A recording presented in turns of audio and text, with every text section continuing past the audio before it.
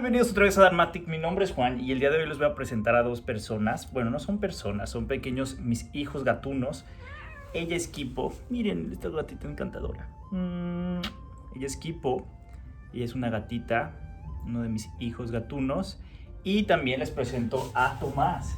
A Tomás ya lo han visto atrás de unos videos.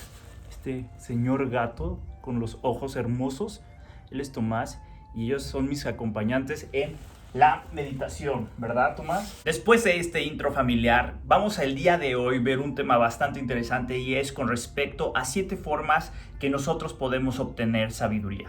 La sabiduría es un tema muy recurrente dentro del budismo, dentro del Dharma del Buda. Nosotros lo podemos encontrar en muchas formas, por ejemplo en las paramitas, ya sea en sus 10 versiones o en sus 6 versiones, según el Theravada o el Mahayana. También lo encontramos en la triple tarea, también lo encontramos, ya acuérdense que la triple tarea es un poco la síntesis del Octuple Noble Sendero. Siempre vamos a encontrar el tema de la sabiduría. Pero antes de abordar cuáles son 7 formas en las cuales la tradición nos dice que podemos obtener sabiduría, nos debe de quedar claro muy bien a qué nos referimos con sabiduría. Es una palabra que en nuestro contexto luego suele ser como muy mística y nos imaginamos como a señores con largas barbas en los cerros o en las montañas, encerrados en cavernas y que ellos son sabios, ¿no? Pero realmente, ¿qué podemos entender dentro del contexto budista acerca de la sabiduría? La palabra con la que nosotros vamos a encontrar el término de sabiduría es con prajna en sánscrito o paña en pali. Y más o menos se refieren así un poquito rápido por encimita, a la percepción o conocimiento no discriminatorio o a la aprehensión intuitiva. Si nosotros separamos prajna en dos partes, la parte de pra nos va a decir como una especie de intensificador, va a intensificar el término.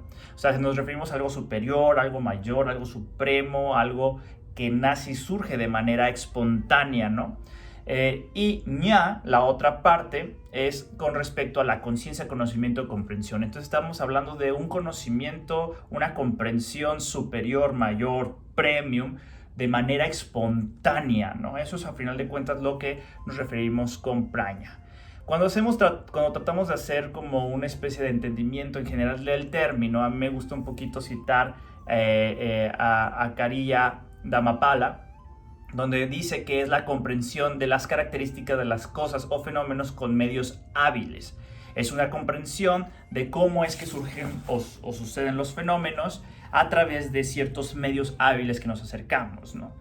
En el budismo zen se tiene mucho una expresión que me gusta, que es muy poética, de exponer la mente desnuda frente a los fenómenos. De esa forma nosotros nos podemos aproximar a lo que nosotros podemos entender como paña, como la sabiduría.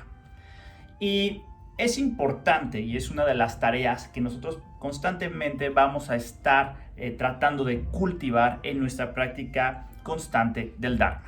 Así que vamos a empezar la exploración de 7 formas en las cuales nosotros podemos obtener sabiduría. La número 1 nos dice que es preguntarle a una persona sabia. ¿Qué nos referimos con esta cuestión? Tenemos la posibilidad nosotros de acceder, por ejemplo, a la sangha. A la sangha son los practicantes formales dentro del budismo, a la comunidad monástica, a los bhikkhus y los bhikkhuchinis,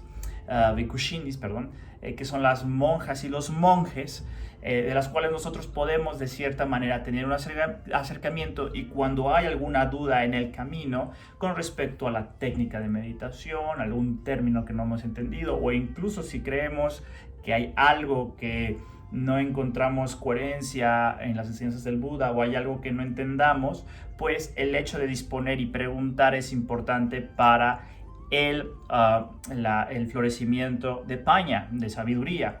Por eso es importante siempre tener a estas figuras a las cuales nosotros podemos ir de consulta, y no solamente en el aspecto, podríamos decirlo, formal o en el aspecto técnico del budismo, sino también en el aspecto personal, ¿no? Aspectos que tengan que ver con nuestro desarrollo espiritual. Entonces, número 1, es muy importante tener a estas personas sabias. Ahora, no se limita solamente a los monásticos. Desde mi punto de vista, creo que toda persona que mantenga y sostenga una claridad con respecto a la realidad, que a lo mejor no meramente es budista como tal, pero sí realmente nosotros observamos ciertas cualidades y vida ética y una comprensión amplia de lo que es la realidad, claro que también tiene que ver con ese aspecto de podernos acercarnos. El punto número 2 de la forma de cómo podemos obtener sabiduría es teniendo claridad sobre las cosas.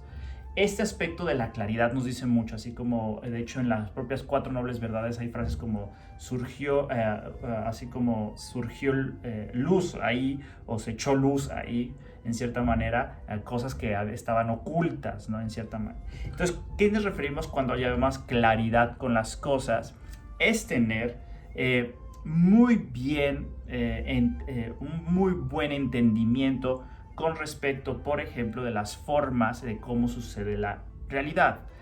Lo que podemos hablar aquí son de las directrices que nos da el Buda, como lo conocemos como los 3 sellos, lo cual ya sabemos que es la impermanencia, el sufrimiento, el carácter insatisfactorio de las cosas y la no esencialidad de las cosas. Y esto de cierta manera son las directrices para lograr esta claridad frente a las situaciones. Número 3 nos dice que equilibrando las 5 facultades. Cuando nos referimos con las 5 facultades, nos referimos con número 1 a Sada, que nos referimos a la confianza. Número 2 a Virya, que nos referimos a la energía. Número 3 a Sati, que nos referimos a la contemplación. Número 4 Samadhi, que nos referimos a la concentración. Y número 5 justamente nos referimos a la propia Prajna, que nos referimos a la sabiduría. Estas 5 facultades del practicante debemos de tenerlas de cierta manera equilibradas. Tienen que estar presentes. Cuando hablamos de equilibrio es que tienen que estar presentes e integradas entre ellas. Si nosotros nos vamos, por ejemplo, a una seguridad y la seguridad se vuelve ciega y creamos una fe ciega, pues evidentemente sabiduría es desatendida y todas las demás desequilibradas. Entonces, por eso es muy importante tener en cuenta las 5 facultades y que éstas se encuentren interrelacionadas y también equilibradas. Número 4, nos dice evitando las personas tontas. Cuando nos referimos a personas tontas, no es como que tengan un aspecto de, podríamos decirlo como de tontez, como nosotros lo imaginamos un poco caricaturizado. Nos referimos a las personas que muchas veces se le llaman en los textos budistas como necias. ¿Quiénes son esas personas necias? Que viven dentro, que sostienen visiones erróneas y que no tienen la capacidad crítica para observar estas visiones erróneas. Son personas que generalmente ostentan o tienen como puntos de vista muy estrechos y realmente no se prestan al diálogo ni al debate, ¿no? Este tipo de personas tontas son completamente las personas que ignoran la realidad, y más allá de ignorar la realidad es que ni siquiera tienen un ápice de pues tratar de mejorar su experiencia y la experiencia de los demás. Entonces esto nos dice pues sí, también hay que tratar de evitar las personas tontas, o yo lo actualizaría el término y diríamos con las personas tóxicas. Número 5, asociarnos con las personas sabias. Eso tiene que ver con la relación número 1. No solamente las utilizamos como fuentes de conocimiento, como fuentes de consulta, como fuentes de consejo, sino también debemos estar relacionadas con las personas sabias, que significa tener convivencia con estas, porque a través del propio ejemplo de esas personas, por ejemplo de los grandes bhikkhus, de las bhikkhusinis, de los maestros laicos, incluso de las personas que están de cierta manera a nuestro mismo nivel, podemos aprender muchísimo. Así que manteniéndonos en este aspecto de intercambio de experiencias, también esa es una forma de mantener y asociarnos con personas sabias. Número 6 sería reflexionando y analizando el Dharma. Claro, y es obvio y lógico que la enseñanza del Buda tiene que estar presente en el desarrollo de Panya, de sabiduría, ¿no? Por eso tenemos que estar constantemente en contacto con las enseñanzas del Buda para poder analizarlas y de cierta manera ir aplicando y de hacer como esta especie de científico de nuestra propia experiencia espiritual, e ir aplicando las enseñanzas e ir sacando conclusiones, métodos, nuestra práctica de meditación, todo lo que tiene que ver con respecto a la práctica del Dharma. Por eso estará con respecto ahí instalados en esa parte. Número 7 y la última es tener la mente inclinada hacia el desarrollo de la sabiduría. ¿Qué significa una mente inclinada hacia el desarrollo de la sabiduría? Nos referimos cuando realmente nosotros estamos atentos con respecto a nuestra propia experiencia. Nos hacemos de cierta manera responsables con el aspecto de nuestra experiencia. Y al hacernos responsables nos referimos que las cosas como aparentemente aparecen, o sea, las apariencias, no nos casamos con este sentido. A lo mejor, claro que es toda una práctica, no significa que en automático ya nosotros estamos liberados de las apariencias, no, pero sí de cierta manera, como decía, tener una sana duda con respecto a lo que estoy percibiendo o con el aspecto de cómo me estoy relacionando. Hacernos estas preguntas de cómo y por qué es que esto me atrae tanto, por qué esto me disgusta tanto.